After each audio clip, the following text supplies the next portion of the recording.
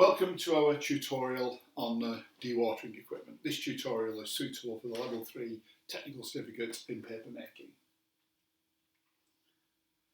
The first piece of dewatering equipment or dewatering element on the foredrine here is of course the breast roll. Its main function is to return the wires horizontal and also to support the wire, but it can under some circumstances have an additional function of aiding dewatering. If you choose to land the stock on the crown of the breast roll, then this outgoing nip here creates a vacuum which will help to suck the water through. You've got to be careful what type of furnish you use this on, because what you don't want is to develop a two-sided sheet of paper. The second drainage element is the forming board, and unusually, although most drainage elements are there to create a dewatering environment and to assist dewatering, the forming board has the opposite use. It is there to inhibit dewatering. By slowing down the travel of water through the wire, what you actually do is allow the fibres to settle naturally and entangle small particles such as filler or fines that would otherwise be washed through the wire. So by slowing down the drainage, catching all these small particles, then you're making the sheet less two-sided. So the main job of the forming board is to inhibit drainage and reduce two-sidedness of the sheet. On the old machines running less than about 140 metres a minute, the original dewatering element was of course the table roll. So the water goes, the forming fabric goes along here, the roll is turning and it is sucking water through. Some of the water is adhering to the surface of the table roll and then it's being thrown off. And that has some good points and some bad points. I'll go into that in a little later on. I'll tell you about what the problem is.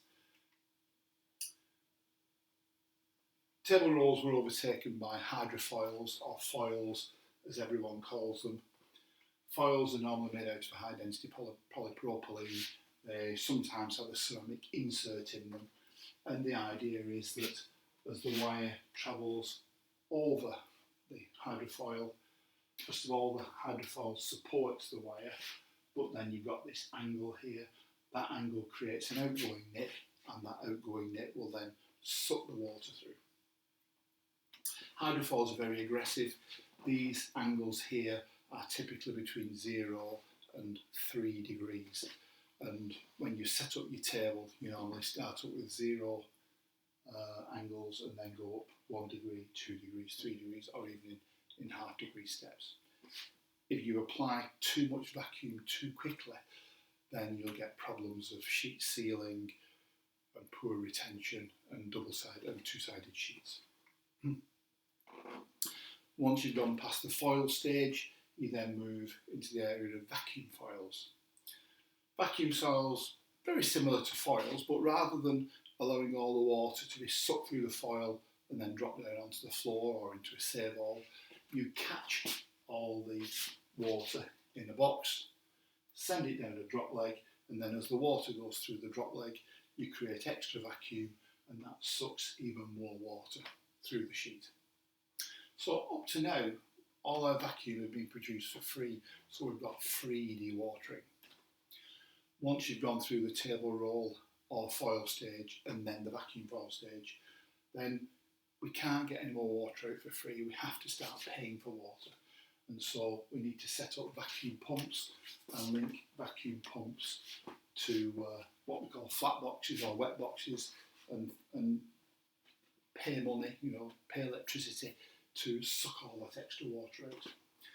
Typically vacuum boxes are in groups of 7, and what you see here with the blue line is as you go from the wet end to the dry end, the amount of vacuum applied by each box increases, and as it does, the amount of water being sucked out by each box decreases. This is because as you move from box to box, there is less water to take out. These are the surfaces of typical vacuum boxes. As you see there, there's a variety of patterns. You've got things like fingers here, so you can modify the decal of the vacuum box so that you're not wasting vacuum. And people have tried different vacuum patterns to minimise marking of the sheet or to reduce the noise.